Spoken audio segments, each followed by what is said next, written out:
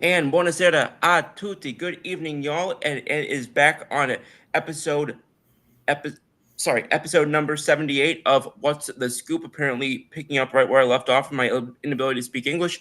Uh, we are joined, as always, by my trusty co-host, my good friend, my fellow Seton Hall alum, Mr. Brandon Furtado. Brandon, how you doing tonight, buddy? Could be better, Scoop. Could be better. Glad to hear that, and looking forward to talking to you about a good amount of things tonight. And I will say, as I can, I'm not going to spend too much time on my intro here, but I will say this: we really need to come up with the name of a segment that just covers everything that wasn't in our agenda that happened right before the show. Because there's always just Saturday night somehow there's always a news dump or there's always a big thing that happens right before the show, and it completely throws the agenda into disarray. Oh, For those of y'all who haven't been following, there was a it's not going to be counted as the official record, but there was a yeah. massive update, massive play that just happened in the preseason game for the Jacksonville Jaguars. For those who weren't watching, Cam Little, one of their kickers, just achieved a 70-yard field goal in their preseason game, and I'm sure I'm not alone on this.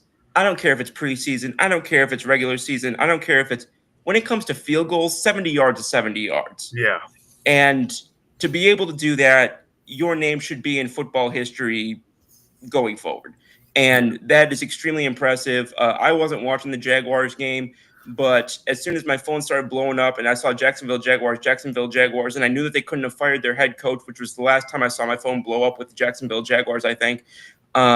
Aside knowing that that couldn't have been the case, I was very curious, and sure enough, that's what a little bit of research revealed. So, yeah, did you get to see that play at all?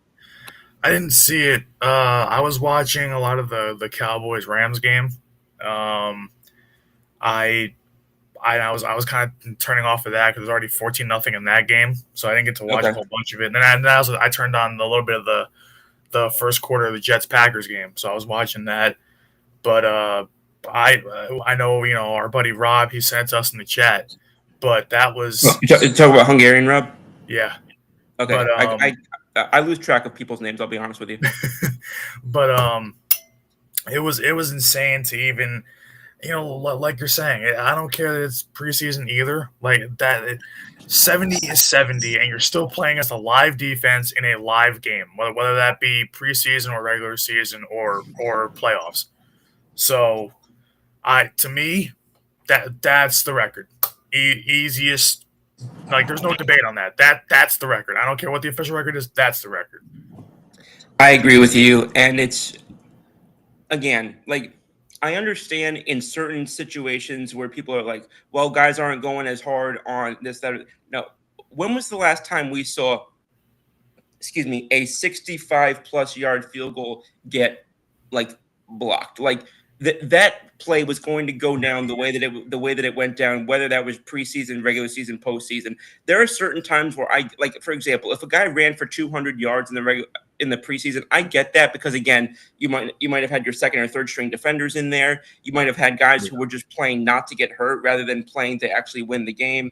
So some of that stuff I understand. Something like this, where you got a field goal kick of 70 yards, uh, cap of the tip, hello, tip of the cap. That's all I can say. That's Yeah. extremely impressive. And I didn't get to see it live, but I did go back and see it afterward, and I'm really glad that I did because that. And let me just say, for those who didn't see it, this thing did not just like sneak through the goalpost or sneak through the upright. This thing, you could have had the post back another 5 yards, and it still would have Yeah. cleared.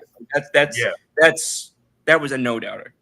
Yeah. It wasn't like, and every time I watch the shot of it, the replay of it, I'm like shocked at it just because you know even in a real quote unquote real game, guys are struggling to hit 60, and they'll hit the crossbar and it'll bounce in. That was 70 with a couple with quite a few yards to spare. So that's insane that he even pulled that off in a real game. That's just it blows my mind. Like I could go back and watch that forever, but Absolutely. And I mean, we remember going back to, I want to say it was 2019, Eagles Bears playoff game, the double doink. So yeah, like we've seen our fair share of uh, big field goals in like big games where guys don't get it into the all that. So um, again, there's nothing more I can say that I just repeating myself. But if you haven't seen it, if anybody's watching and has not seen it, I just you do yourself a favor and go look at it. Go look on X. Go look on YouTube. Go find highlights tomorrow morning on whatever highlight shows there are now. I haven't watched one in probably 10 years, but yeah, it just for as a football fan that was just cool to see. Um, Pulling off of that. All right. Well, we've got a bit of a deja vu all over again because we're sitting here and looking at. I don't understand. I'm not sure what stats the Yankees lead the league in, but finding new dumbass ways to lose games certainly would have to be one of them if that were a quantifiable stat. Yeah. Because what in the hell was the first half of this week? It felt like first of all, to have that deadline, which I was fired up, I was excited, I was thinking, this is a new season. I mean, you saw what I was saying. I was thinking this was a new season. I was thinking, we start 0-0, and we play from here. To go 0-5 after bolstering your bullpen. Now, again, I didn't read too much into the fact that the first night that we played after that, it was against Miami, I think. The first night that we played after that, the three relievers that we got crapped the bed. I didn't really read too much into that because, quite frankly, they're all going to have clunkers, and I'd rather them have their clunkers on August 1st than October 1st. So I didn't read too much into that. And this is the one that pissed me off the most. I have defended probably more than 85% of our fans' decisions by and the Yankees' decision to keep manager Aaron Boone. That decision the other night to put in Devin Williams in the 8th with a tie game, scoreless. What in the flying flip, because my grandmother's watching this show, was that? I do not understand the luck. He came out 2 days before, and somebody else did as well, and basically said he's going to close sometimes, but we're going to move him to lower leverage situations. What is low leverage about a scoreless game in the 8th where you literally can't give up one run? Yeah. And and I wouldn't trust this guy right now against a 3-up, 3-down of Stevie Wonder, Helen Keller, and Tommy from Pinball Wizard. And yeah, so I don't know what the logic was there. And I saw people on social media who were basically like, oh, there goes Boom in the spreadsheet again. There goes Boom with the spreadsheet again. There ain't no damn analytics that told him to do that. I promise you. Yeah. Because I'm on every sabermetric site you can imagine. There was not a freaking thing that – now, again, I will agree. He was a little bit shorthanded in the pen by that point. He had Brent Hedrick. He had Tim Hill, who I know he wasn't fond of the matchups there. But this is the part, and this is where I'm gonna defer to you a little bit. This is the part where I say you've got to be less focused on the analytics and manage the game with your eyes a little bit. This is where that comes in, because Devin Williams couldn't because Devin Williams couldn't throw a straight pitch through one of those big ass tube slides that they used to have on our playgrounds. Yeah. And now again, I do think some of it has been bad luck. I genuinely do believe that, and I still believe that. But be that as it may, even if it is somewhat bad luck, the situation is the situation. Yeah. And if you're clinging for dear life onto a playoff spot that you just pissed away a 7-game lead in the span of the last, whatever it's been, 6 weeks, 8 weeks, whatever. So if you know that that's happening, how in the hell, especially when it becomes bases loaded with 1 out, that is about as high. What makes that any lower leverage than a 9th inning save opportunity? Yeah. It's you're just moving it to a different inning at that point. And then freaking yesterday or 2 days ago, whenever it was, to bring him in extra innings in the top of the 10th. with that stupid ass Manfred man that starts in these you already start with an automatic runner on second. What? You're already starting with a runner in scoring position. So now if he goes and gives up a home run, it's not 1 run, it's 2 runs. Yeah. And your offense has been floundering recently. Yeah. But bro, like, I have defended this man so much, and I'm not suddenly going to say, oh, you should fire him, blah blah blah blah blah. I will say that this is his 8th year managing here. I think that might be the worst week of management that I've seen this guy have. Yeah, and it pissed me off to no end. yeah. Not just because I've been defending the guy, but because the guys who are out here see me basically saying, they'll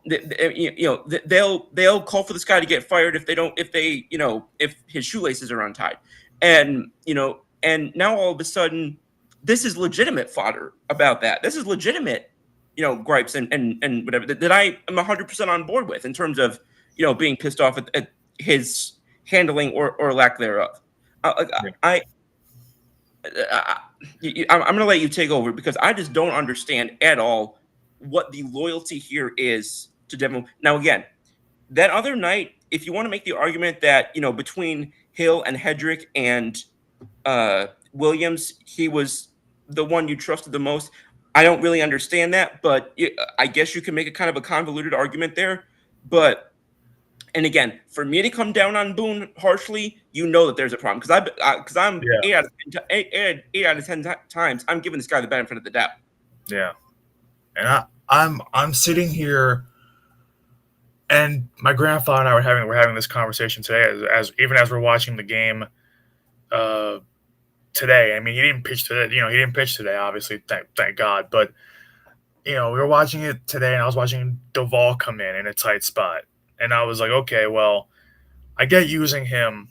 And then I was thinking to myself the same way I was thinking about how Devin Williams was out there the past few nights, past week, just kind of blowing games left and right. And I was like, when you think about high leverage, and of course, even my grandfather knows. My grandfather, I mean, he pays attention, but and he loves the Yankees. But obviously, I'm the one that's doing these shows. I'm the one that's like actively paying attention to like every pitch. Right. And so, but even he was asking me, he was like, well, if this is high leverage for the Yankees in these games, and they know that they can't afford to lose these games, your best high leverage pitcher all year has been Tim Hill. Where is he? Why are you not? I don't care what the numbers say. He is your best high leverage pitcher. He has been all year, pretty much since early May. So I'm not. And so he's a guy I'm shocked that hasn't gotten much usage. But then the decision to bring in Devin Williams, and well, not even the decision. It's the comment after the game pretty much that we've been seeing for the last week of Boone saying, "Oh, we're gonna let him." And I get defending your players. I get that. Yeah. But he's saying that he wants to let these guys figure it out. There's 50-something games left. You can't let him figure it out. It's either he does or he doesn't. And right now, he's not doing anything to help you win games. So you can't sit around, especially when you're clinging on to dear life to that last wild card spot, that last playoff spot. Yeah, which we damn near lost against Texas. Like, I can even understand the logic. If you're winning the division by a few games and he's blown a couple games, and you're going to say, oh, we're going to let him try to get through it because we still have a lead in the division. But then it's like, but you are literally a half a game up. And for the most part, this last week, you've been anywhere between 2 games up and a half a game up in that last wild card spot, cling on to it, with a death grip. And you are allowing him to pitch pretty much back to back night. And the thing is, it's like, or if not back to back, letting him pitch 3 out of 4 days when you know that every time he's come in a high leverage spot, he's giving up the runners that he's inherited, or he's allowed to earn runs of his own in big spots. And it's just, you can't, they say the definition of insanity is doing the same thing over and over again and expecting different results. Yep. So, I don't understand, and this kind of gets into something that we're kind of gonna springboard off of. But this gets into the whole thing of about what the former Yankees said today during Old Timers Day, what Jorge Posada said, what Andy Pettitte said, what Joe Torre said. Yep. They were talking about a lot of things: game feel, players not seemingly not having a fire under them, like not Yeah. having a desire. Posada was the one that I saw say that.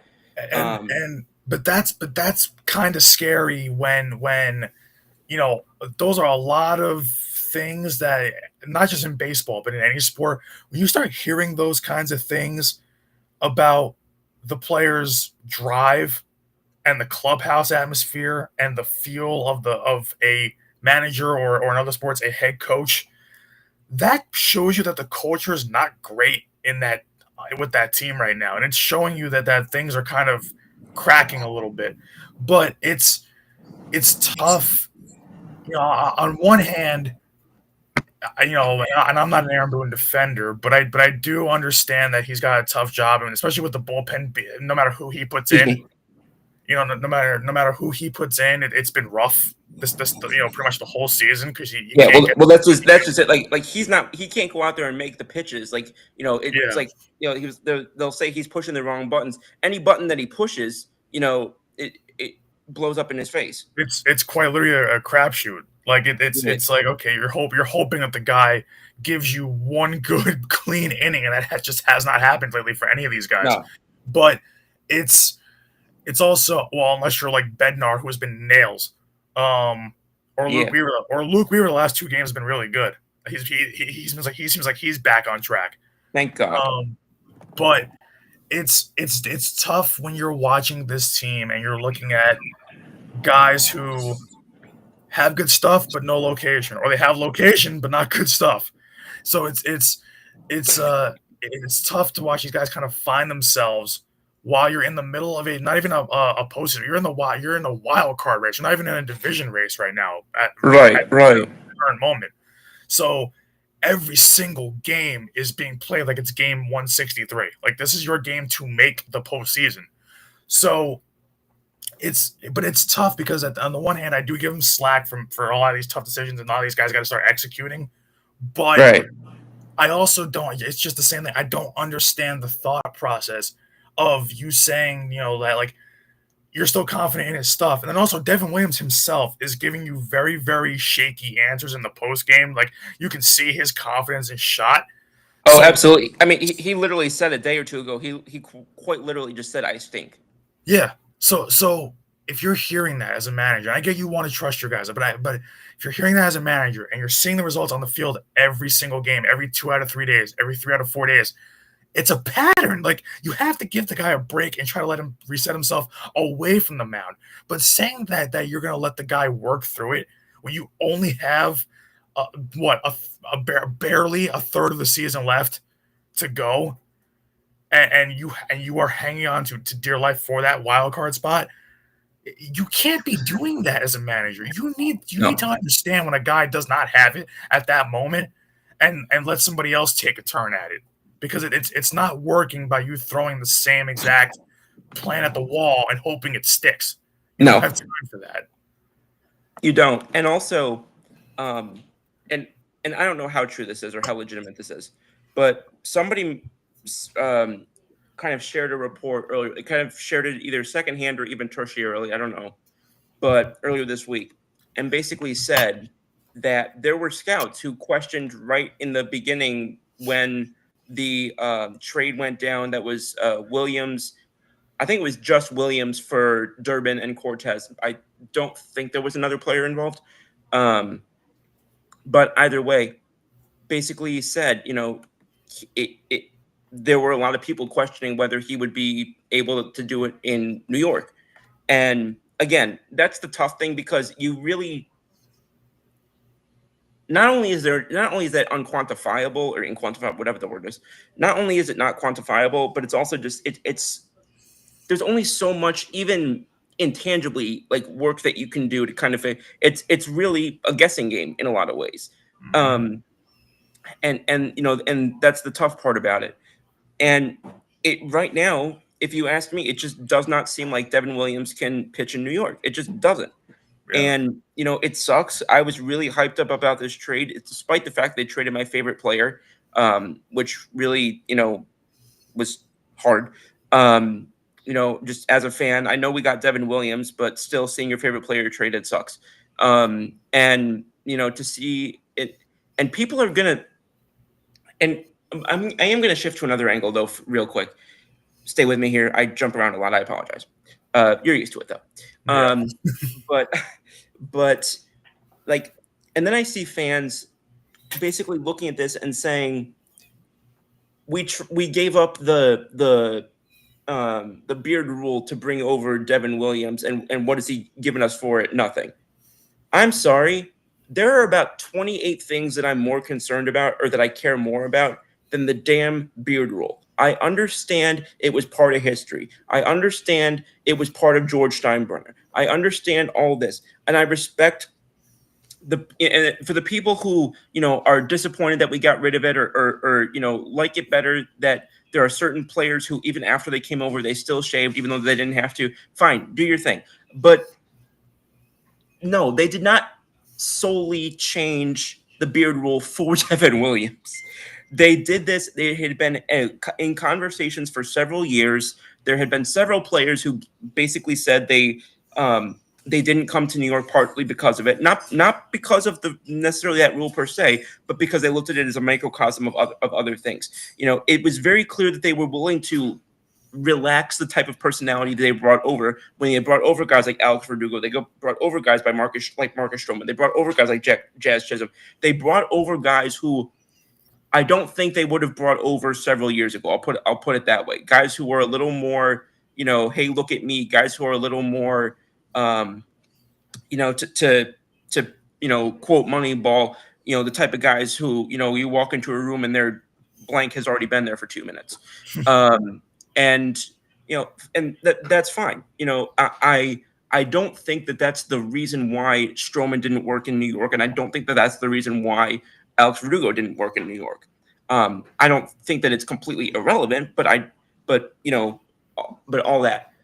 But to see people who their biggest argument about this thing is that it cost us the beard rule, I'm willing to bet, had we not traded for Devin Williams, the beard rule was gone within 12 to 24 months anyway. Like, they're not going to make that change for one player. I cannot see that being the case. The Yankees, no matter what, the Yankees will always be team over individual, and that's always going to be part of their DNA. And yeah, so to see that dialogue and that discourse the last several days has been insane to me. I can understand the frustration with the trade. I can understand the frustration with Devin Williams, and that he evidently is not somebody who does well pitching in New York the way that he did pitching Milwaukee. But I'm sorry, I don't think that your facial hair is going to dictate how you pitch. And then it's also so funny too, because when Rodon came here and he had to shave, Yeah, and then he started he was still a little bit injured, but he was also like, he just wasn't pitching well, without the beard. And they're like, oh, let him grow it back. It's like, well, so which one is it? So do you want to stick with the old facial hair policy of cutting it off, or do you want him to grow it too? It's like, why is this even a debate among grown people at this point? No, for real. And excuse me. There's been what the. Oh, that's interesting to be able to do it that way. What did I just do? Oh, my bad. I hit the wrong button. Yeah, the comments pop on the right side. That actually would help us probably organize things easier. Yeah, except that the only problem is that every single comment on here right now is a bot. Oh, well, yeah, no, I'm just saying. Yeah, no, in general, yeah. I swear, every time that I come on here, the restream has completely just decided, oh, we're going to move everything in all different places. Yeah. But anyway, back to the topic at hand. And this actually kind of ties in really well. Speaking of my favorite players and speaking of Yankee DNA and kind of tying everything together, did you see the comments that one of our former players made a few days ago? Which one? Sir Didi Gregorius. No, I didn't hear. Actually, I didn't hear anything about it. What do you say? Okay, so I don't know how much. I don't know how,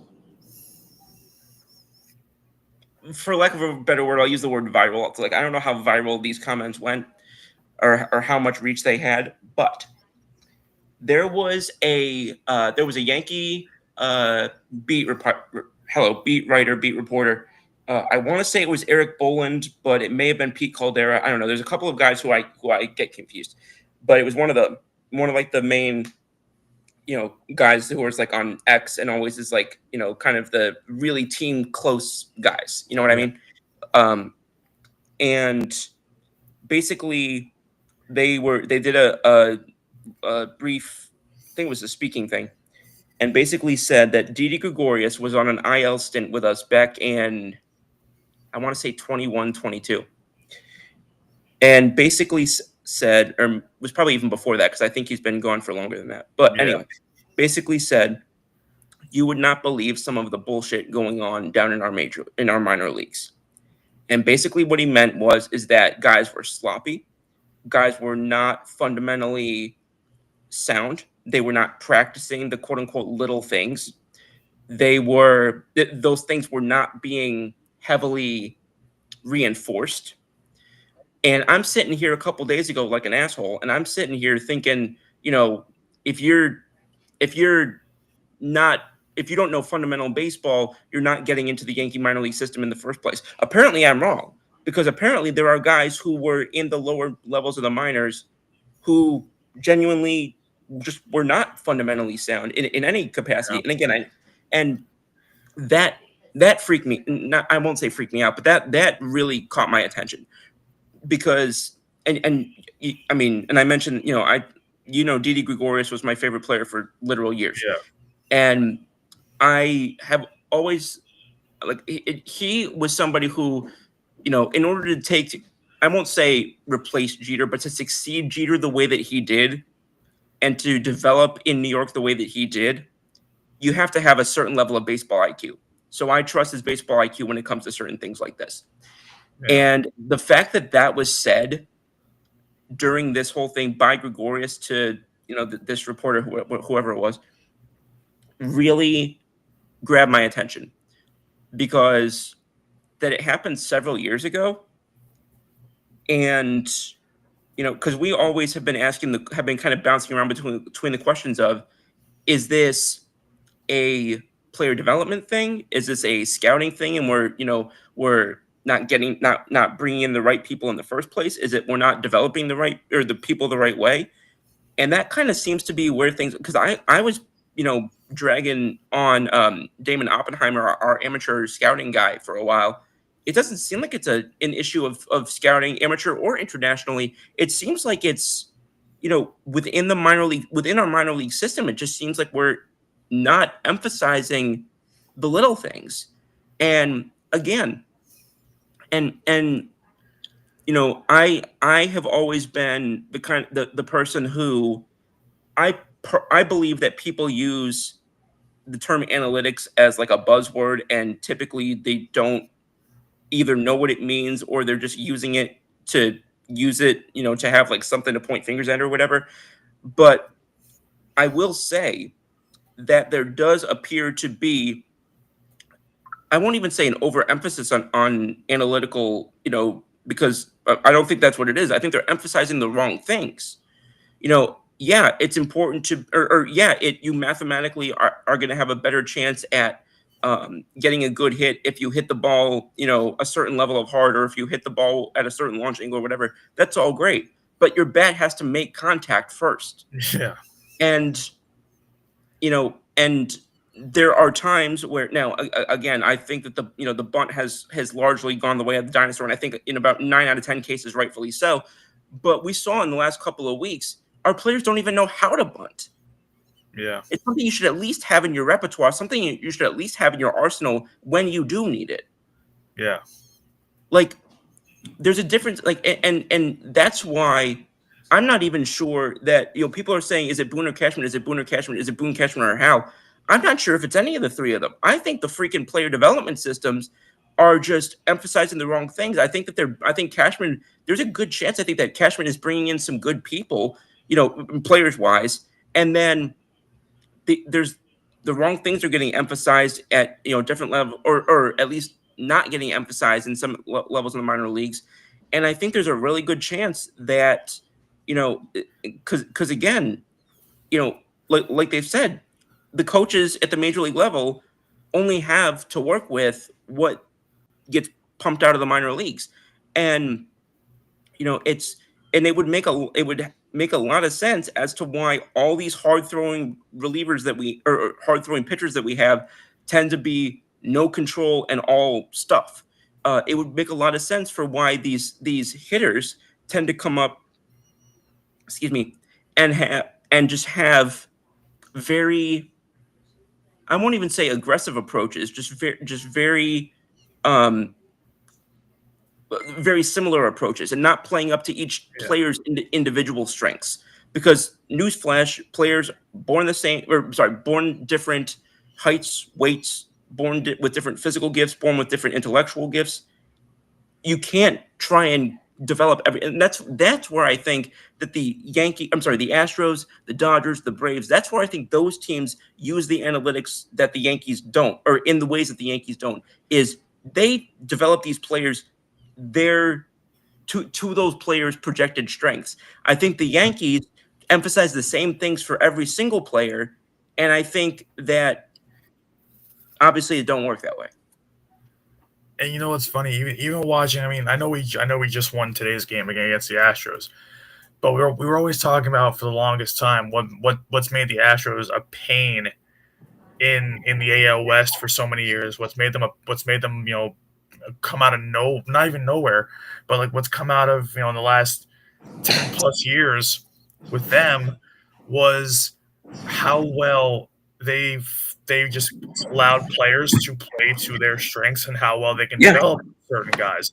When you look at their roster, no two guys are the same player No. on the Astros roster. You look at the Yankees roster, half the guys are basically either They're selling out hit, or they're selling out contact for power. They're probably like average-ish fielding, yeah, and there's very little speed, very little agility, and yeah. excuse me, and yeah, And then you look at a team like the Dodgers, like the Astros, you know, those kinds of caliber of teams. Everybody keeps saying that the Yankees are up there in them, and yeah, when the Yankees are playing up to their potential, they are. But a lot of these guys are built from a different cloth than a lot of the Yankees players are, where it's you know you can go through a 1 through 9. There's always one or two speed guys, one or two power guys, but they hit for different averages because one guy's a better contact plus power guy, and one's just a better raw power guy. One's a better fielder than another. It's like so one can bunt, the one can always put the ball in play, make solid contact, be a kind of like a bunt guy. Even their pinch hitters have certain specialties and certain things that they use them for in certain moments. Like when the Yankees go to pinch hitters, it always feels like the guys like you're putting in Stanton to pinch hit because he has power, but he's one of the worst pinch hitters of the last like 20 plus years. Like he's not a pinch hit type player. So meanwhile, other teams have players off the bench where it's like, okay, we got 50 games left in the season, so we're about 110 games or so in, right? And these guys have only played maybe about 40 games coming off the bench, whatever, certain spots, getting a couple starts, but they're mostly like bench players, pinch hit players. But they're not batting, some of them aren't batting 210, 220 with a 600 OPS off the bench. Some of them are batting 270 with like a 700 or 700 something OPS off the bench. So that they might be good for something in that moment. So it's or that they're in there for a specific reason. It's not just putting in someone in to get a big hit always. It's someone to do a job in that situation. So right. It's weird when I watch like it's like I was even watching the way that especially today, a few of I think it was like at least 3 or 4 Astros defenders made fantastic plays in the field. And I'm like, I haven't seen a Yankee make a play like that. It feels like in months. And I'm like, and it's I've unless his name is Cody Bellinger, because my God, Uh, um, I'd add Ryan McMahon to that. yeah. Um, but it's definitely you can kind of see the difference, even if it's not totally visible. You're totally like right there in your face. You can just see it in the way that the players play, and it's noticeable. Even like I was saying before, even when Joe Torre was talking about it, Pete Posada, the guys were kind of talking about it today. Yeah, During the broadcast, you can kind of hear it in their voice when they're talking about the guys coming up through the system and the young guys, and it wasn't like a glowing endorsement of how they play. It was more so like, hey, we believe in them. We can, we can work with these guys. It wasn't like, oh, we know we have guys here that can win. We know we have guys here that can do X, Y, and Z, and this guy's good at this guy's good at that. It wasn't any of that. It was just like general kind of like broad statements to kind of like keep the morale up a little bit, it feels like. But it's tough when you're seeing just success, like that's something we were talking about was when the Dodgers were saying last year during the World Series, right? All they said was if we put the ball in play, the Yankees defense will make don't make the mistake. So it's like, it's like, if they're not reinforcing things in the minors for our young guys. So, a younger guy like Anthony Volpe who was coming up through the system, or a Ben Rice, guys of that nature, if you're not reinforcing the little things, this is what's going to continue to happen. Teams are just gonna play their brand of baseball and let the Yankees make the mistake. Let the Yankees beat the Yankees. So it's happened too much, especially with the bunting. I'm a big proponent of bunting. I know that it's dying off, but to me, it's like, you don't need to know how to do it in every single time you're asked. You're not going to lay a perfect bunt down every single time you actually do it. No, absolutely not. But the fact that this team, like, out of the hundreds of times they lay down a bunt in a season, it's like, I feel like they're only successful in 100 times. I feel like they're only successful maybe 4 or 5 times, a handful. Bro, can you repeat that, please? Yeah, I was saying, like, it feels like out of the hundreds of about hundreds of times, maybe 100, 200 times that we see Yankees players lay down a bunt, or just a baseball thing in general. We see a lot, we see hundreds of bunts from different teams, it's in certain crucial situations. I don't understand how, especially I can see when you're missing a bunt. If it's a nasty pitch that it is a strike, but it's hard to kind of bunt at it because it has a lot of movement. But some of these guys are missing bunts where it's a fastball right down the middle. All you gotta do is literally stick the bat out hold out for the bunt and just catch the ball with the bat. That's all you have to do. It's like Barry Bonds now. And it's insane that they don't work on, or at least from what we see, it feels like they don't work on that enough, because it's like, how many times, when you like, I'm not saying you got to lay it down every time, but in those situations where you have a tied game and it's like, bottom of the 8th, bottom of the 9th, extra innings, whatever it may be, you have that guy on second, no outs.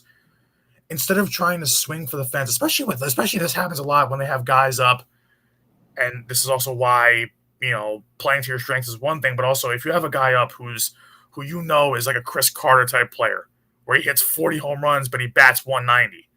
Yeah, I don't want that guy swinging for the fences. I want him trying to lay down the bunt to move the runner over. If and then okay, you've tried, but at least you've tried twice, and then on the and then 0-2 count, obviously you can't bunt anymore, and you try to work it, and maybe he hits a home run, but like. All you have to do in that situation, and I know it's easier said than done, but lay down the bunt, runners over to third, sack fly, game, or base hit, game over. So it's just it really makes me angry watching guys swing for the fences when they're up there, instead, and especially when it's guys too, because back in the day, the guy that you always wanted to lay down the bunt, or the guy that or the guy that could lay down the best bunts on your team, was always the speed guy. It's always a guy that could making a tough Right. play at first or making a tough decision for the fielding player, whether that be the first baseman, third baseman, or pitcher, and it or the catcher.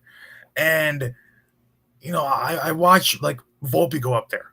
I watch, and he can lay it down here and there, but it's not consistent enough. But like No. Jazz goes up there. Jazz goes up there swinging like he's like he's swinging a golf club at the baseball, and I'm like, you have so much speed, and you don't have to hit the ball here. If you have so much speed that if you lay a bunt down, it doesn't even perfect. If you lay a solid bunt down the third base side, not even down the line, just down the third base side, you have a great chance of beating it out. Or if not, that throw could sail wide because you have so much speed, and the run will score, you win the game. So it's it's so tough when I'm watching guys who just the little things don't seem to click up here, No. and it doesn't, and obviously it shows on the field, and then that's what gets him in trouble. Like with the whole pop up thing that he had in Miami, where he's watching the pop Yeah. up, it gets caught, and he gets doubled off at first. Like, what are you doing there? You're like, I'm not understanding what's going through your I brain. I couldn't find the statistic, and I'm going to keep trying to find after the show. But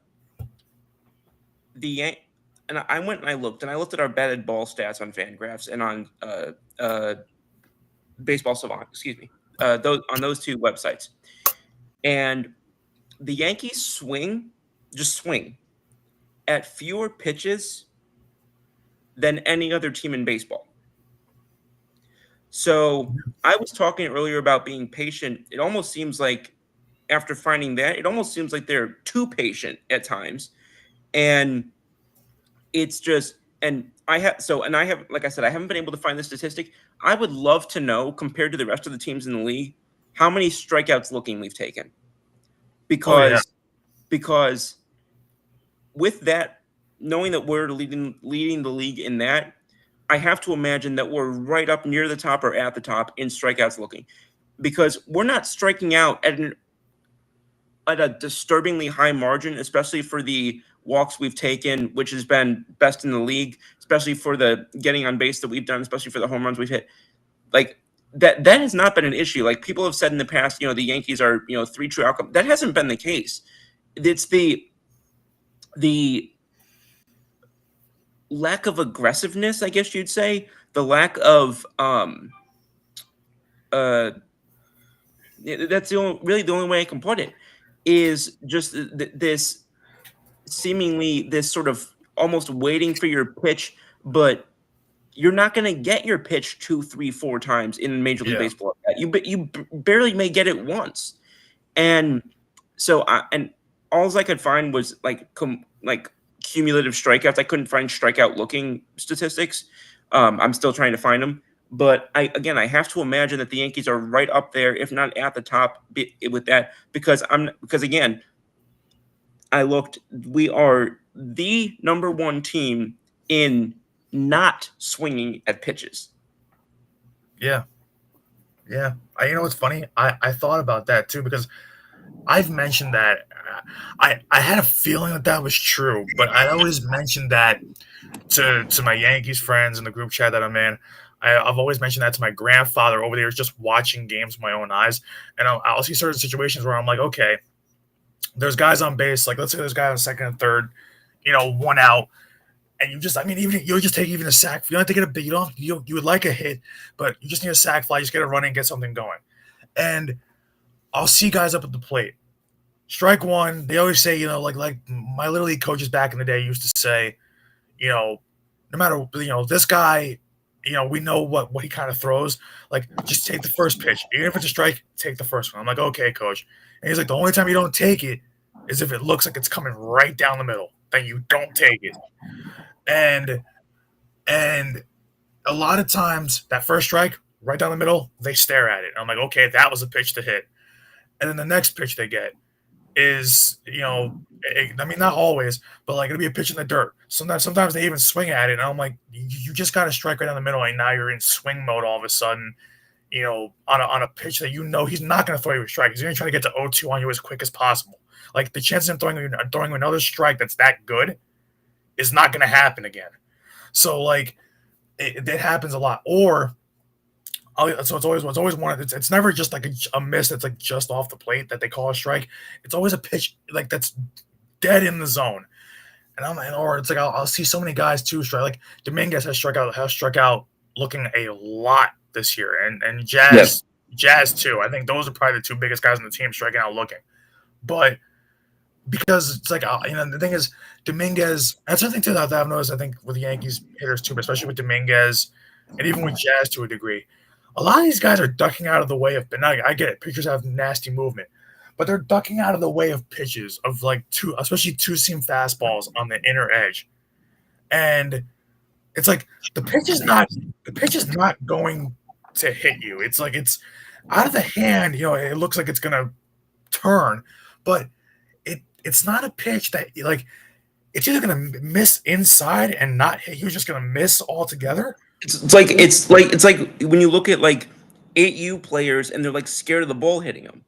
Yeah, that's what I'm getting at. It's like Dominguez is literally. I've seen him up there a lot of times in his at bats. Even now, even though he's had quite a big season under his belt, there's still times where he's up at the plate and he's looking at a fastball on the inner edge. It's like 94 miles an hour. It's a hittable pitch. If you just turn on it, it's a hittable pitch.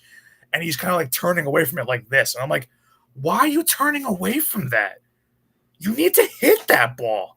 Like that's and like like he did it a lot this year. Chisholm's done it a lot this year too. It's like I get not wanting to be hit by the ball. Nobody wants to be hit by a baseball. But at the same time, in a situation where your offense is struggling, you also got to think in the back of your mind, hey, if it's coming in close, you try to get out of the way of it. But also, if it hits me, I'm on first. You're getting on base for your team.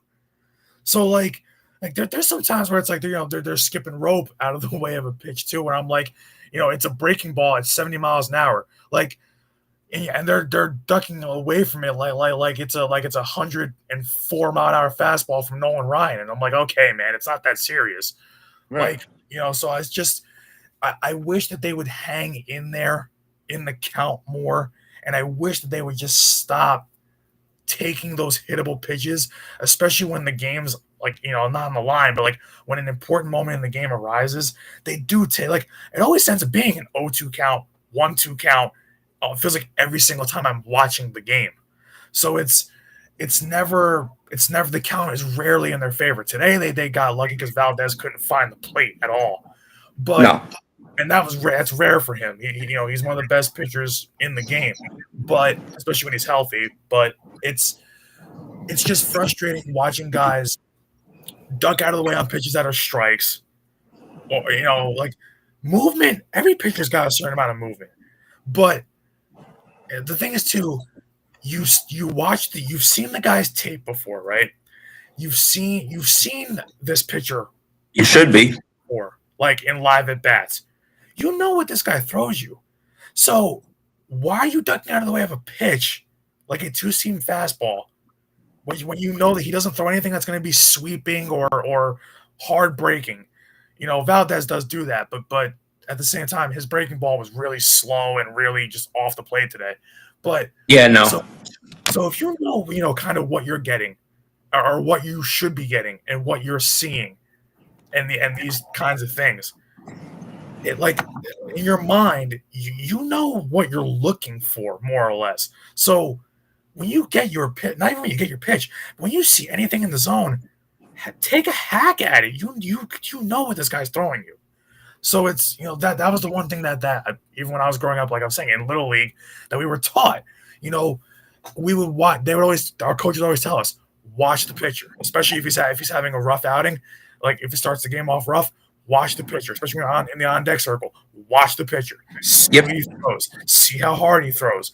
Like, because, you obviously as a little leaguer, you don't have an iPad in your hands like they do nowadays in the MLB to study this. But that should also give you an edge, too. You have an iPad. You know exactly how hard he throws. You know exactly what pitches he throws. You've also seen this guy live, and you're still ducking out of the way of pitches like if the ball is going to hit you, and it's a strike on the inside corner. Mm-hmm. Can I share some stuff with you real quick? Yeah. So I did a little bit of research before, and I took a little bit of a look.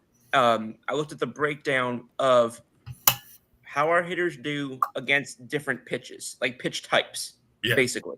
Okay. And I'm just going to read these things off to you. Jason Dominguez, four-seam fastball, 100 plate appearances, hits 218.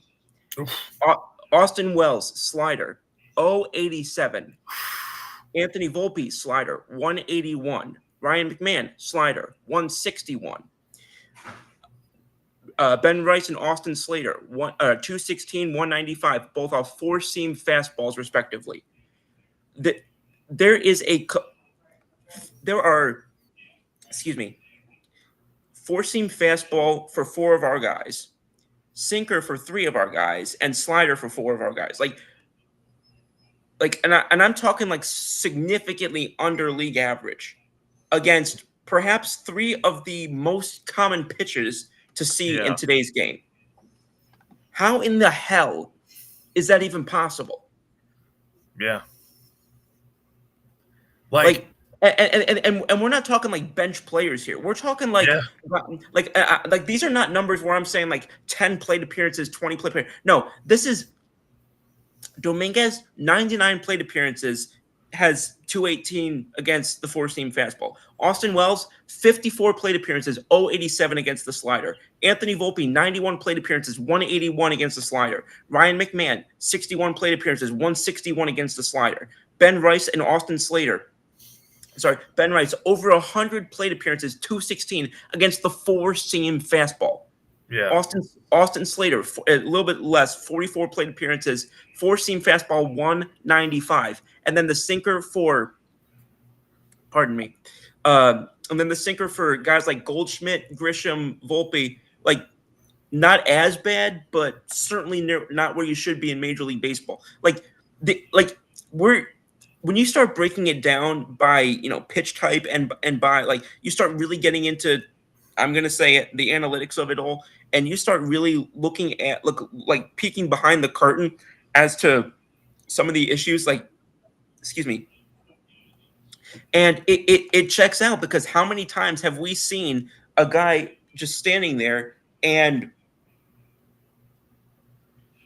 it ends up, it's outside the zone for maybe, a tenth of a second, but then he ends up like a jerk off, taking it right down the middle. Yeah, it happens a lot too. Like the only one that I can see why the average is low too is Ben Rice, because obviously his batting average on the balls that he hits, because he hits everything super hard. Like it should be better than what it is. Ben Rice, mathematically, I think is still the unluckiest hitter in Major League Baseball. Like that guy has such a beautiful freaking swing, and man, do I hope that I respect Paul Goldschmidt, but I would not be mad if we just just try to incorporate Ben Rice as much as we can into the offense, because sooner or later, just mathematically speaking, sooner or later the ball's got to start, finding turf or grass or whatever somewhere. It reminds me of when I'm playing MLB The Show and I'm hitting perfect like 20 times in a row, and it's finding freaking leather every single time. Yeah. And it happens a lot, like with the other guys though. Like Ben Rice is like the rare exception, but with the other guys, their batting average on those pitches is who they are. There's so many times where I see guys, and the thing is too, it's like on the pitches, it feels like that they look at the most. It's like, a baseball, they always, a baseball is the hardest thing to hit. It's one of the hardest things you can do in professional sports. But when so much of your lineup is far below the league batting average on those pitches, it tells you that 9 times out of 10, those guys are not good hitters. They're just not. And moreover, what is it gonna? I mean, these teams are not stupid. They're gonna go. They're gonna do their research. They're gonna go and do their scouting of us. Yep. So what does that mean? They're gonna throw those guys more of those pitches. They're gonna throw those guys. They're just. I mean, how many times? And this is a bad example to use because obviously he's the best hitter in Major League Baseball. But how many times have we seen Aaron Judge take a freaking splitter that's at his ankles?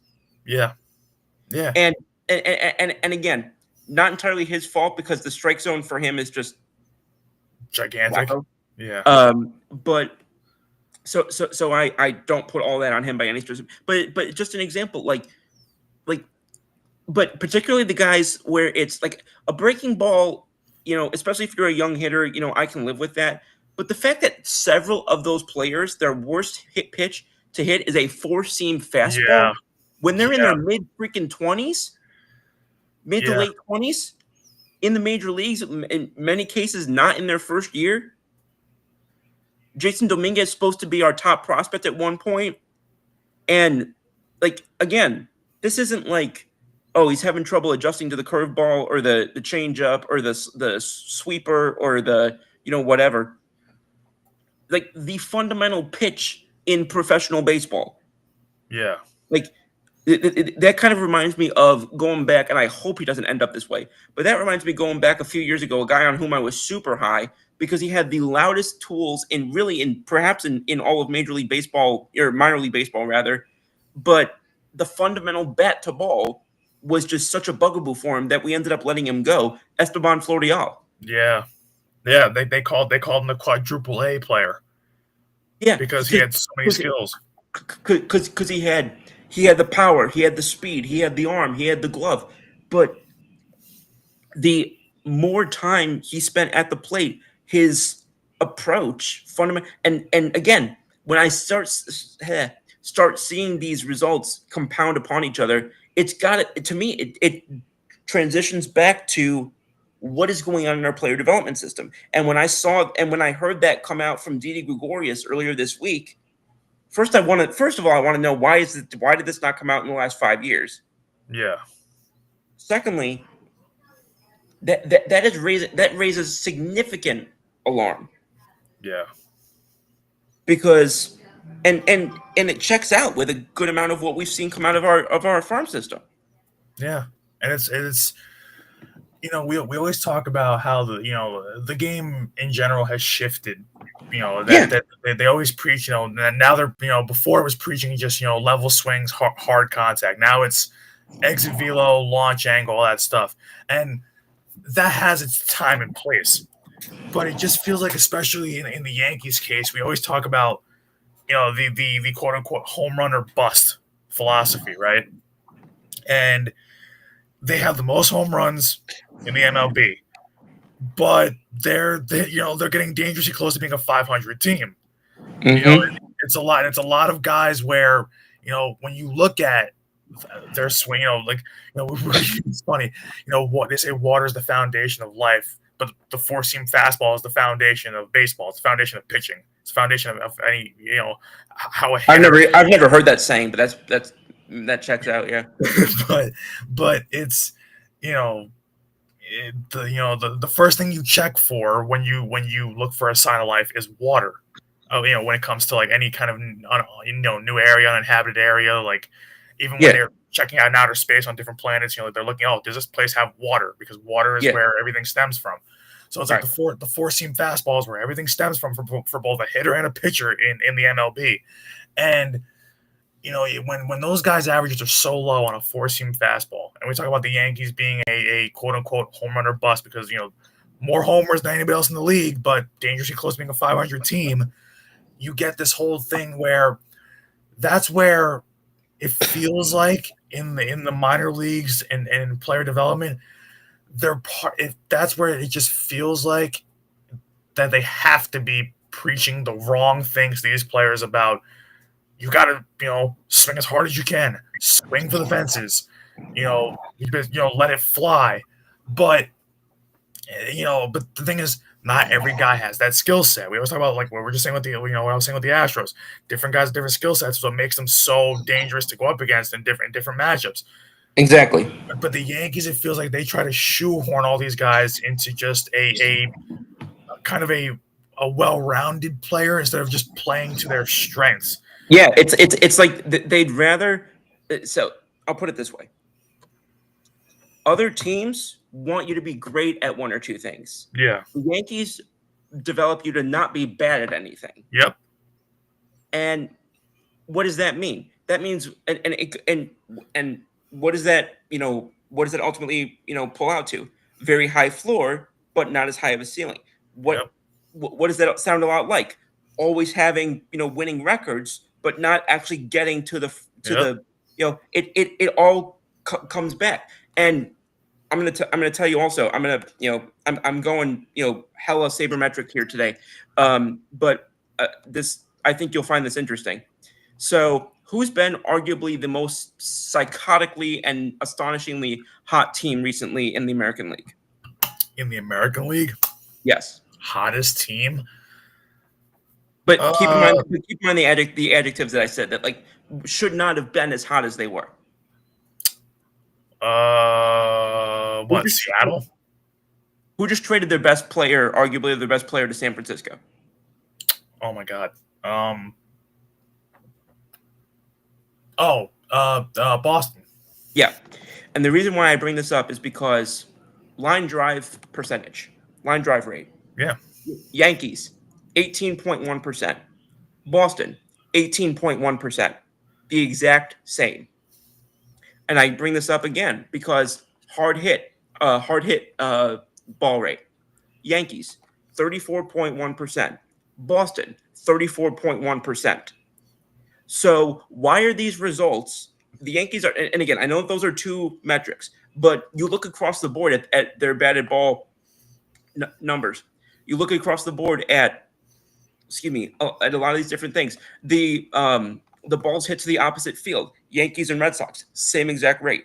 The way that these teams are hitting, and when I say way that they're hitting, I mean literally the manner in which they are hitting the ball is very similar. But you've got the Yankees now again being stupid on the base paths is obviously their bugaboo.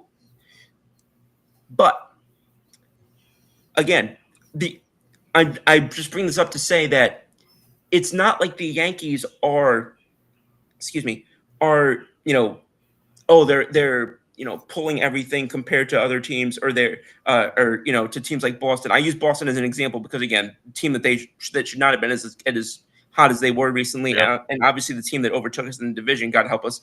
But these batted ball metrics line up literally identically in a lot of cases. Yet Boston completely just caught fire, helium, and any other thing you could imagine.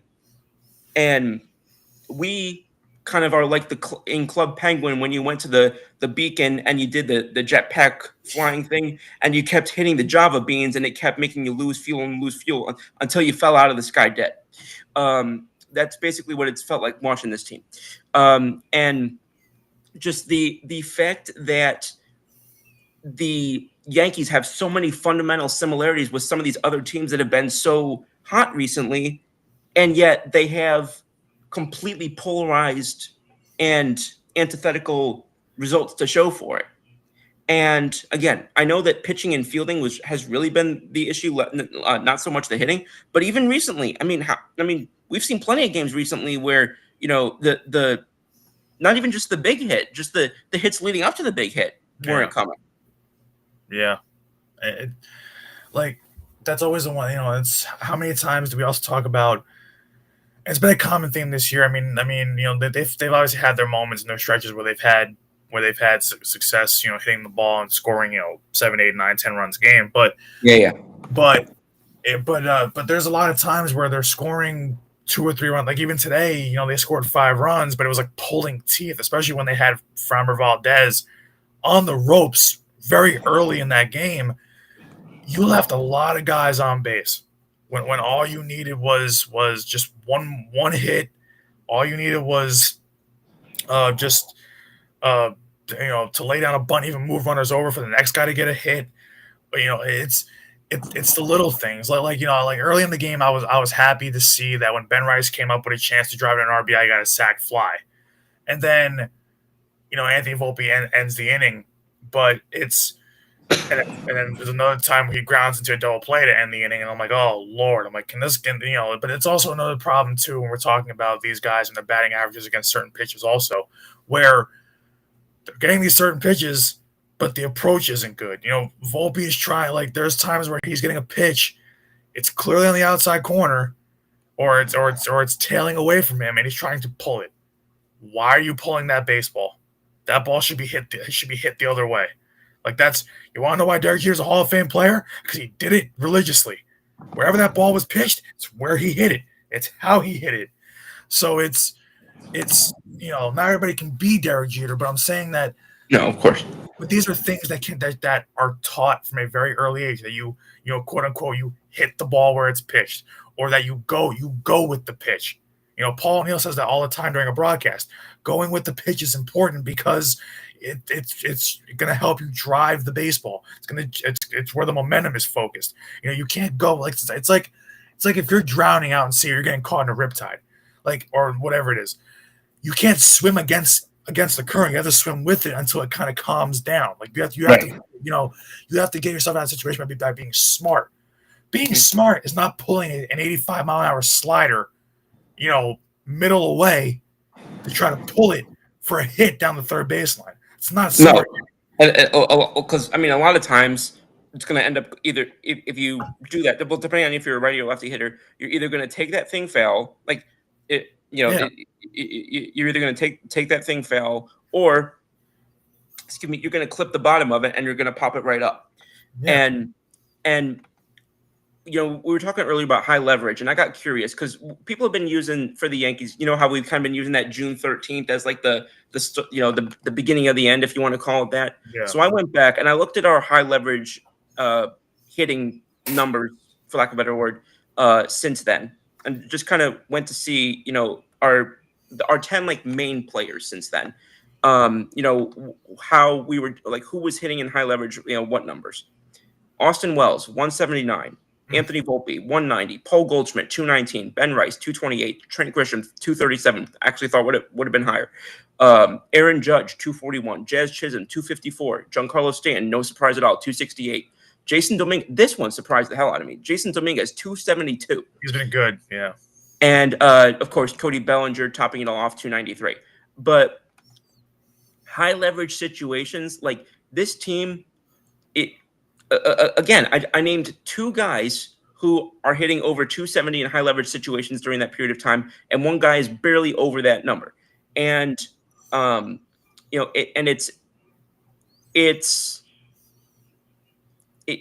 again, some of these guys got the walk rates going in that situation, which tracks with the fact taking all those pitches and whatever. You got Stanton, Chisholm, Judge, Grisham, and Rice all got double-digit walk rates.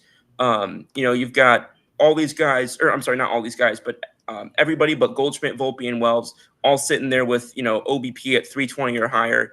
A lot of these guys slugging in the in the mid to high 400s or even in the 500s. So I get all that. There's more than one way to make this thing work, and I'm willing to give a little bit of grace to Volpe and Wells, as I keep saying, as long as I'm getting their defensive prowess. As long as I'm getting that, that shortstop and catching, that either that pitch framing or that, that blocking or whatever, or at shortstop, just, the stuff that comes with that. But the fact that, and this is what's particularly alarming to me, because again, the two of the three guys at the bottom that I mentioned were, Wells and Volpe, and again, catcher, shortstop. So I can have a little bit of grace with that. Paul Goldschmidt should not be in those three. He plays first base, and he was the number 2 hitter in Major League Baseball for and that alone is making me think we need to see more of Ben Rice at first base. Yeah. I know they've been trying to incorporate him at catching, but they never got him to be a catcher in the first place. Their scouting reports on him had said for a while he's not a long-term catcher. I want to see this guy more in the first base, in the lineup at first base, not just against righties. I want to see this guy in the lineup at first base regularly. Yeah, and it blows my mind because this is what I was saying to people. I was like, you look at, like even to a degree, like the power numbers for Paul Goldschmidt are even just way down compared to where they usually are. Like it's he's having one of his worst years in terms of WAR. Like this year and last year were his 2 worst years, even in terms of WAR in general. But like He's got 10 home runs already. This is a guy that was a 30-100 guy every year in his prime, every single year. And yeah, he's not that anymore as he gets older. But even last year, he had 22 home runs, 65 RBIs, batted 245, which was low for him, and 716 OPS. So everything was down, but those power numbers were up. He might get to the RBIs, but he's not going to get even close to the home runs that he had last year. Like he's not going to even hit probably 16 this year. Which is a pretty kind of steep decline for what he should be. And we were going into this year saying if Paul Goldschmidt gave you where he kind of is right now, right, 280, slightly above average OPS, around 760, a little bit above, and if he gives you 20 homers and 70 RBIs, you'll take it. And he's not going to give you any of that. He's going to give you the average. OPS is kind of where we hoped. We thought it'd be hot. The problem is it's such a hot start, and that's why his average doesn't seem like it's bad. But when you look, if you take away that hot first month and a half that he had, he's been terrible at the plate. Like he's had games where he's gone, 2 for 4, 2 for 5, 1 for 3, here and there, but it's a lot of 0 for 3, 1 for 4. 0 for 4. He's still playing decent enough defense, but they're not getting what they hoped they were going to get out of him. They're just not. And what was left of Paul Goldschmidt. And it's tough because even watching him come up in big situations now, it kind of doesn't surprise me that his average is that low because and the thing is, what's funny, it would be a lot lower if he didn't have such a hot start to the season. The numbers would be really bad. Yeah. So it doesn't surprise me because there's even games where I'm watching now where he comes up with second and third one out and he's popping it up or he's flying out or he's striking out or he's swinging over the top of a curveball in the dirt. And I'm like, that's not Paul Goldschmidt. I'm like, I don't know who this is, but this is the corpse of Paul Goldschmidt. And because this was never the player that he was even when he first got to St. Louis. Forget Arizona. This wasn't even who he was when he first got to St. Louis. So I don't understand, and why it's so bad. And what's wild to me is that you go back to people were using June 13th. I mentioned a couple times going back to that Dodgers series at the end of May. That's kind of where Memorial Day. That's kind of in my mind, And what's crazy, what's wild is that if you go back and look at his numbers, like his numbers and when he started to fall off, it corresponds almost perfectly with that. Since, in that span when the Yankees have lost, 30 of the last 54, 207, 259 OBP, slugging 353, barely OPS of 600. His fall off since the end of May lines up almost exactly with the Yankees fall off. Yeah. And I didn't expect that to be I didn't expect that correlation, but he's played a much bigger role in the Yankees, fall from grace this year than I think a lot of people realized.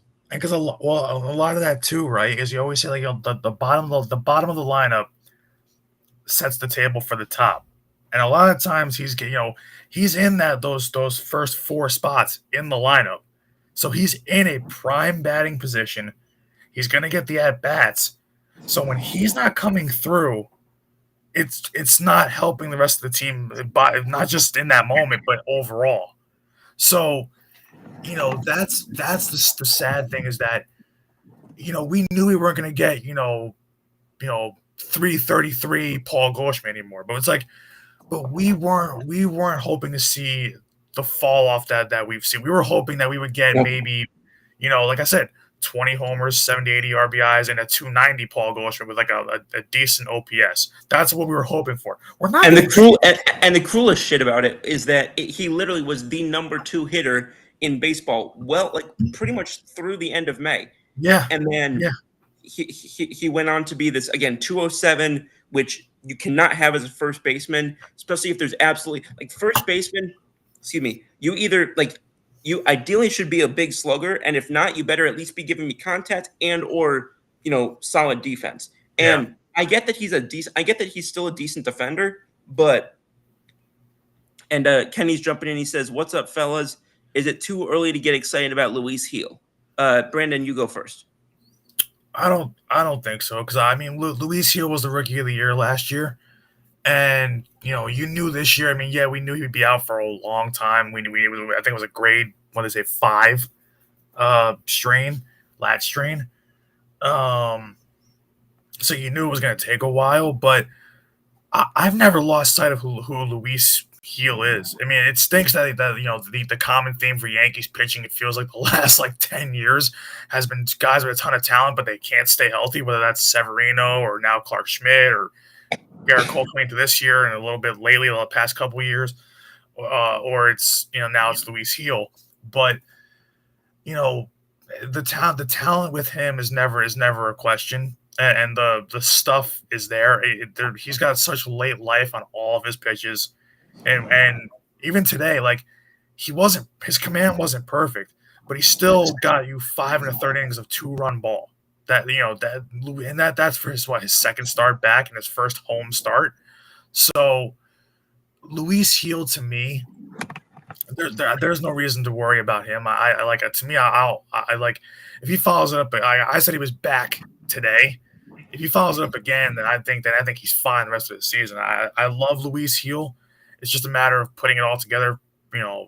Hopefully they make the postseason this year. But if not, putting it together for next year because he is so talented, and it's like he's not gonna, he doesn't completely light up the radar gun. Like his fastball sits 96, 97. It's not gonna hit 100, 101, but 95, 96. When you're breaking ball and when you have a wicked, slider, when you got late life, that 95, 96 plays like it's 100, and it has for him so far in his early career.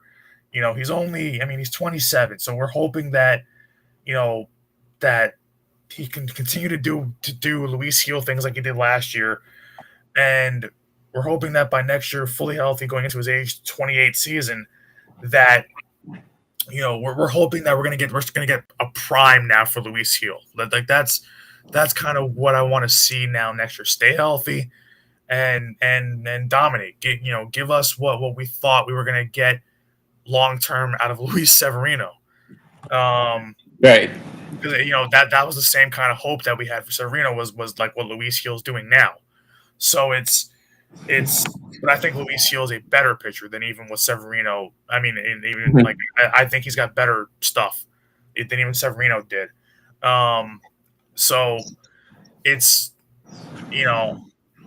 saying he's back is like I would say that. I don't know who else would say that, but Yeah.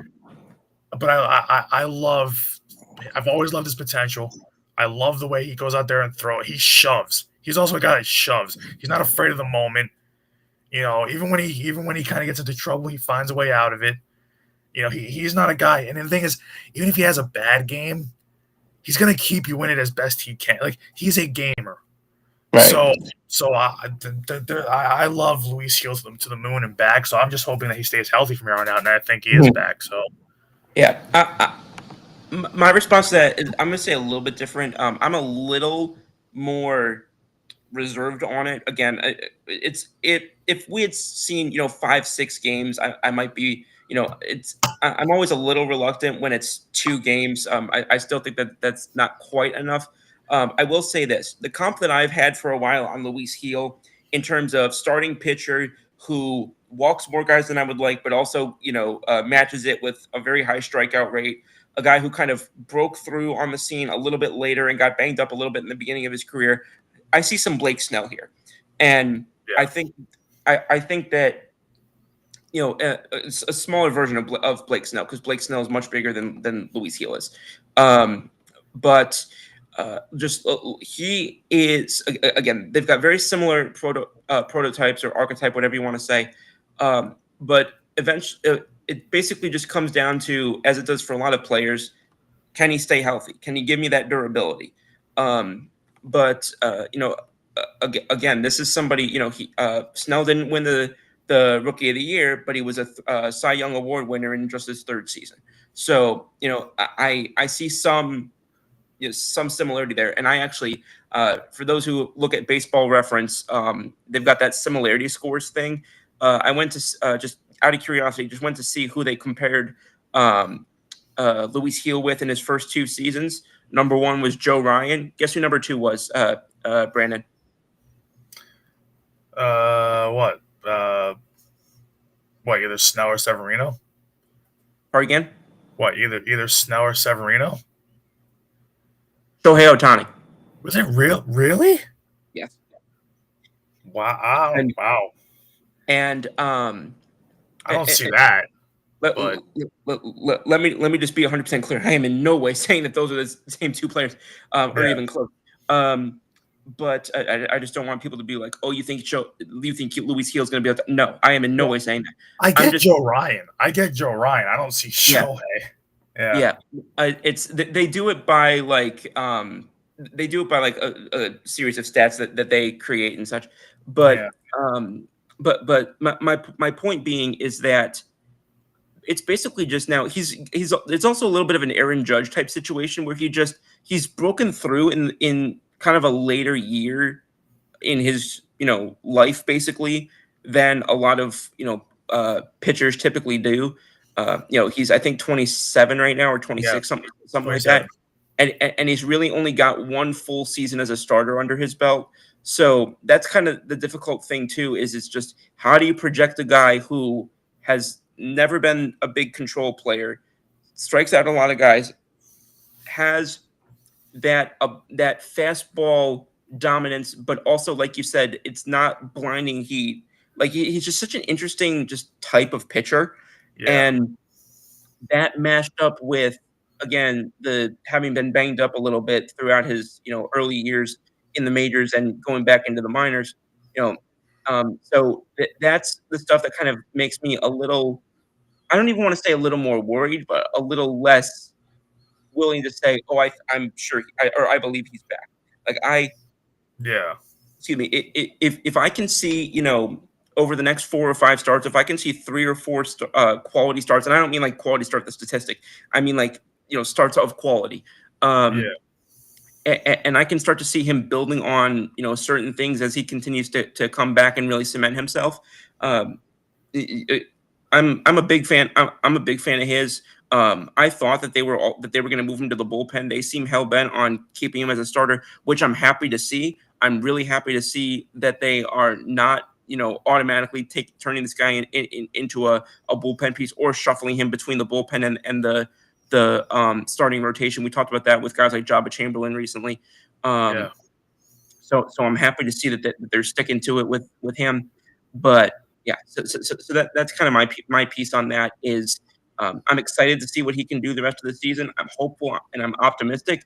I wouldn't say he's back yet. I would say I'd say he's turning the corner coming up the street. Scoops with new hairstyle, you look like Kanish from Rounders, LMAO. What in the flying hell is that? I'll look it up after the show. I have no clue what he's talking about. I gotta look that up. I got no clue what he's talking about. Joey Kanish from I'm pulling up a picture real quick, and okay, I kind of see it. I kind of see it. I kind of see it. It's funny to me. I went from Mike McDaniel to that, and that's what it was last year with these guys. It was Mike McDaniel, and he said something bizarre the other day. What did he say? We're great. It's another day closer to dying, or something. What the hell? But yeah. So appreciate it, Kenny. I hope you're doing well, and if you're at work right now, I hope that's gone smoothly.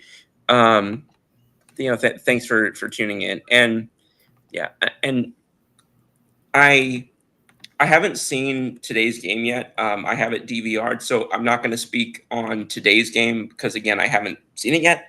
Um, but knowing that they win, obviously, I'm at least grateful that that I'm not going to go and spend hours of my life to just be depressed before. You didn't have the heart attack that I did, and Yeah, Jay, etc. Yeah, etc.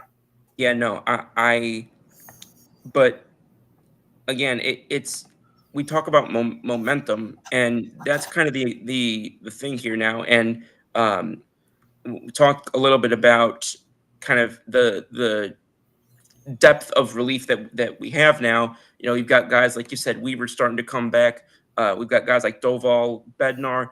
I don't think necessarily naming a closer is necessary, but I would say that Dave Bednar is probably my main. If I have to pick a main Yeah, high leverage guy, he's probably the guy I'm going with right now. Just because I think Doval has looked a little bit less dominant since he's come over. And again, Weaver would probably be my second guy just because he's got the closing experience. yeah.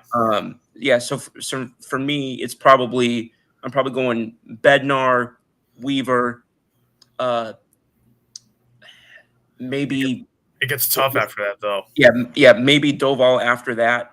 And then The middle relief to me. I don't know why we haven't seen him pitch in a while, but like I was saying before, to me the middle relief should be Tim Hill. yeah, Tim Like, Hill, and I get that they think that Tim Hill is best used like when teams have like lefty lefty or things of that nature. I get that, but also that's when you have the luxury of a bullpen that's got everything cooking, that's got everyone where you want them or whatever. yeah, You exactly. as long as Devin Williams is a pumpkin, you do not have that. As long as guys like Bird or Bird got I think Bird got sent down. Yeah, Um, as long as, Doval's been a little shaky. yeah, Doval. So it's nice to have all these new pieces and all these new toys to play with and whatnot.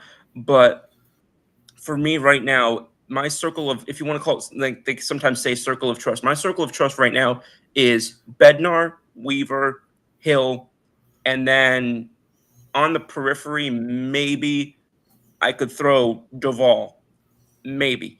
Yeah, Um, but like, um, sure as shucks, not putting Williams in there. And even guys like Hedrick, I'm not. He hasn't done long enough yet. And we look at honestly, like like look at all the guys that have been in this pen this year. Brubaker, Drew uh, Baker, we just cut him, right? I think so, but like but I'm saying like just in general, like the revolving kind of door of guys we've Yeah, had this year come through Alan the bullpen. Alan Winons or however you say his name, Yeah, the guy that keeps yeah, coming up and down from yeah. who We I have actually like, who I uh actually like. yeah, Yeri De Los Santos. I mean, he's actually been good Yeah, this year. I like De Los Santos, a guy whose name I still like more than I think some people do, but I'm still a Mark Leiter Jr. fan. I think he's another guy that I think has been victim of some shitty luck at times. But I also think that, excuse me, um, again, there's a balance between, you're a victim of bad luck and, you are what your stats say you are. And I think going back to the middle of last season, it's happened to him a little bit too much for me to think, you know, for me to just, accept it as like he'll work through this. But that being said, I do still think that he is somebody that, again, I wouldn't put him in like that circle of trust, but he is somebody that if I'm coming down to there's two guys left, it's him and somebody else, there is still a good chance that I would probably trust him over whoever the other, guy is. But, I really, and that's the thing is I like our bullpen depth. It's just, we've talked about it before. It's like a game of whack-a-mole where it's like you get two guys heads down and then there's, Yeah, another thing popping up somewhere else. And, yeah. it's frustrating because, yeah, you can believe, which I do, that a lot of it has just been bad luck, but it's like, okay, but that's still bad luck is still leading to bad results, and that's what shows up on the scorecard. That's what shows up on the standings. Like, even if it is bad luck, you've still got to find a way to either get control of that in some capacity, get more control over that in some capacity, or unfortunately, even if it's not their fault, quote unquote, sometimes you still have to react to the results as you get them. Yeah, and it circles back to the whole thing we're talking about. With Devin Williams, it's the whole. You're throwing him back out there, knowing his confidence is shot, knowing it's not working right now, and you're hoping he can keep finishing the game, and it's like he keeps blowing it. It's like, well, at what point do you say it's not working and lay off of him? So it's and that's just and not only like not only for the sake of the games and whatnot. At some point, that's cruel to be doing to Devin Williams. Yeah. Because it's burying him further down. He's losing any shredded confidence he has left by continually blowing these games. Like you keep putting him out there in high leverage situations, which again, probably the biggest question I've ever had for Aaron Boone when it comes to an in-game decision is what in the hell made an 8th inning, especially when it got to trip bases loaded with 1 out and it was scoreless. What in the hell made that any lower leverage of a situation than a save in the 9th? I do not understand that at all. Like, I don't know where and again, he was saying, I didn't want to go to Heydrich there. I didn't want to go to he's got this new phrase now that I think he just uses way too much, which is I liked the lane there for him or whatever. That's become like his new like it's right in front of us, and it's become his version of Girardi's like it's not what you want. If I hear I liked the lane there one more time, I'm going to put my head through the wall behind me. And it just I have a lot of faith in him. I really do. I do like him. I do, and I do believe that if you gave 26, maybe not 26, but 25 or maybe give or take 1 or 2 teams the opportunity to switch out their guy with him right now, I do believe that they would do that. I genuinely do. That being said, that's not something you can do. That's not having your players back at that point, which I understand doing, and I defend for doing that.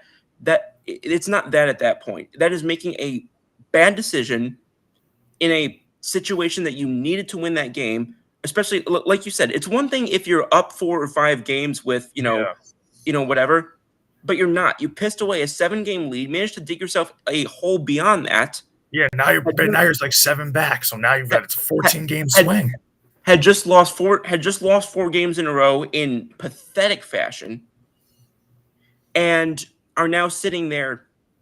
Excuse me, and are now sitting there, on the precipice of losing, not just losing the division lead, losing the last wild card spot.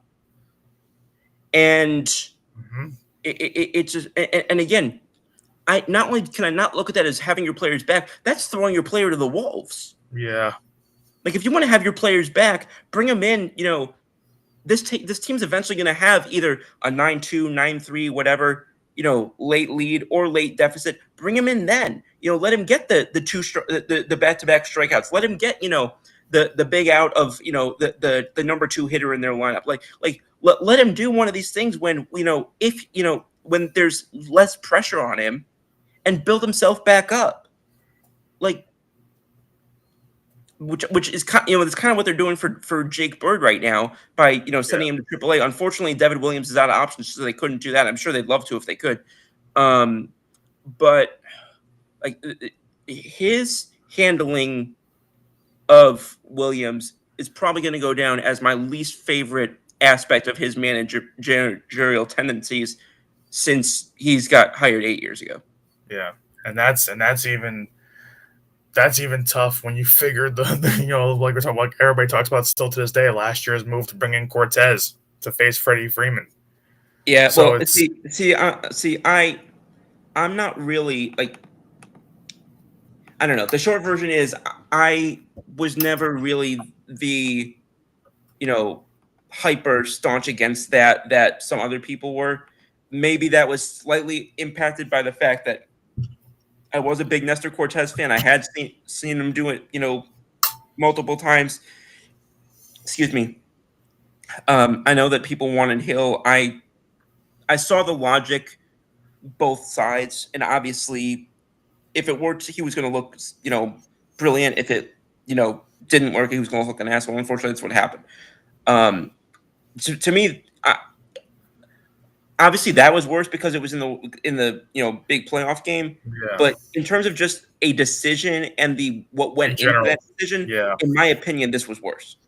yeah, because this is just you know, and I guess when you look at it with the whole Nestor Cortez thing, I mean it's to me it was still really bad just because he hadn't pitched in over a month. He was coming off being hurt. He hadn't seen any kind of action in that month, and even before that, the cracks were kind of showing a little bit in his game, and and the thing is, he's not a reliever. He's a starter. So when you put him in a situation where it was so high leverage like that, so all those factors going against him, to me, it's like that was pretty bad. But it's like, but I can get it because he eventually said that the numbers against Freeman and whatnot looked good. So it's like okay, but there's no numbers to back up, putting in Devin Williams, who's been basically blown back to back to back games. It feels like the last 3-4 nights and whatnot, and you keep throwing him out there in these situations. It's like, okay, you've seen him do it a few times. Why do you keep doing it? So it's definitely it's a head scratcher. I mean, like I can't wrap my head around it. But I mean, hey, we move on now. They've won today. You gotta stop losing 2 out of 3. You gotta start taking 2 out of 3 now. So you gotta. Right. So you have to win tomorrow. Tomorrow is another, just like all these games are must win because you're not just because you're hanging on to the last wild card. They're must wins. That's the big reason. But they're must wins also because you got to get on some sort of roll. You haven't been on a roll all season long. So you've got You to were start. rolling while you were rolling down the hill this past week. You lost 5 in a row. Yeah, that's the only, you're rolling downhill. So, you got to start taking. We're not saying this to sweep of 3 games or sweep a 4-game series, but you have this is a 3-game series. You have the Twin series, 3-game series. Cardinal series, 3-game series. Take 2 out of 3. These are teams you should beat. So it's just it's tough. It's tough, especially when you're spiraling. But you've got to find the way to take 2 out of 3 because you have to get something going. And the thing is, you never know. I mean, hey, we're sitting here August 9th. On September 9th, we could be a game back in the division, and all of a sudden, here comes the Yankees. So, I'm not. I don't think it will. I think it's a little bit late. I don't think it's too late, but I think it's a little bit late. But especially with the way they've played all year, I think their confidence is pretty down. But anything can happen. So it's like if you start taking 2 out of 3, you start feeling good, you start gaining that confidence. It snowballs. So tomorrow, and especially because it's the Astros who have been a pain in your backside for the better part of 10 plus years, you have to win this game tomorrow for so many reasons. Like you have Max Fried on the mound, he has to get right. He needs this too. So the team needs this. He needs this. The fans we need this. We just we start winning series. This tomorrow's game. It's not just game 1-13 or whatever it is. No. This is a big game. You have to win tomorrow. So, well, I mean, we'll see, but one game at a time. Today was a great start. Great, great because the morale was down and you won it late. So can't ride that into tomorrow. Ride high into tomorrow. Finish the job tomorrow. Win the series. Absolutely. And I heard that they did the other day. I don't know what day it was. I think it was like Wednesday or Thursday. I heard they did some sort of like team building activity or whatever it is. To me, that sounds like something I did in 7th grade camp. But yeah, whatever it ended up being, again, I know that Boone obviously is the type of guy who is more likely to go and yell at the umpire than he is to yell at his own player on the field, which I know pisses off fans. To me, I have no problem with that. I think that that's a decent approach. Fans got to remember that these guys also are going to be going on the field for the guy, tomorrow. I don't think it's necessarily about hurting, not hurting players' feelings. I think it's more along the lines of just like maintaining that sort of trust. I think you'd say. Yeah. I think that's what it's more about, and I look at people on social media, on Yankees like social media or Yankees social circles, who will say, oh, back in my day, the coaches would get on, get on us, and they'd be ripping us, and what they're like, okay, and you're tweeting about it at the age of 62, and these guys are in the majors. So I think I'm gonna trust the approach here a little bit more, but I also just I it's astonishing to me. Like I looked earlier at kind of the breakdown of how the Yankees have done against different teams and such, and I looked at their own division. Just those four rivals. Against Baltimore, they're 3-3, but they've outscored Baltimore by 19. Yeah. Against Boston, they've only been outscored by 8, yet they're 1-5. Against Toronto, only been outscored by 8, they're 3-7. And then Tampa, kind of about where I would expect. They're 7-4, and they've outscored them by 10. But against those three teams, like the run differential usually is somewhere in line with the record. The Yankees have had such crap outcomes in one run games Yeah. this year against teams that they need to be beating. I'm not going to say necessarily that they should be beating, but teams they need to be beating. Like that's where some of this talk about poor luck comes from, because like again, a lot of times it kind of equalizes over time. These sort of one-run games, typically that evens out over the course of a season. But I mean, we've seen it until recently. The Yankees have lost 8 of 11 extra inning games this season, and excuse me, we've talked about that. We've talked about the one-run games and all of that, and it's eventually you have to be able to do that. Even if it is bad luck or whatever the case may be, you have to just be able to go out there and outperform that. And so we'll see. Like you said, it's August 9th, or as I said last week, August 9th. I still can't get over that. And Good.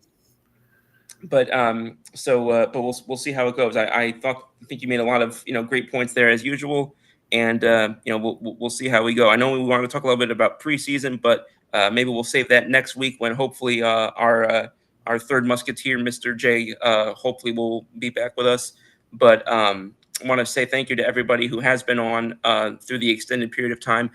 Brandon, you've got the open floor to kind of say anything else before I start to wrap us up here. Yeah, well, it is August 9th, or I'm just gonna for us this month. I'm just gonna say August.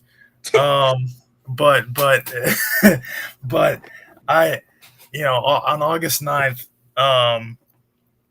it's good though that we can at least, and we've been talking about baseball for so long, especially the last 2 months, and it's nice to be able to have football back at least. So we're gonna get into that next week. But I'm listen. Oh, I hope we can get Jay on next week, because I would love to gush about Tanner McKee until the cows come home. Yeah, I was going to give you that opportunity, but I felt like you needed more time than we had. Yeah, it would have taken, and not just him, but a lot of the quarterbacks so far in this preseason, especially in the first few games here, they played really, really well. Yeah. So I'm thoroughly. And the thing is, usually in preseason, we get a lot of 10-7 scores, 13-3 kind of scores. We're getting like 27-24 finals. We're getting like actual football scores, during these games.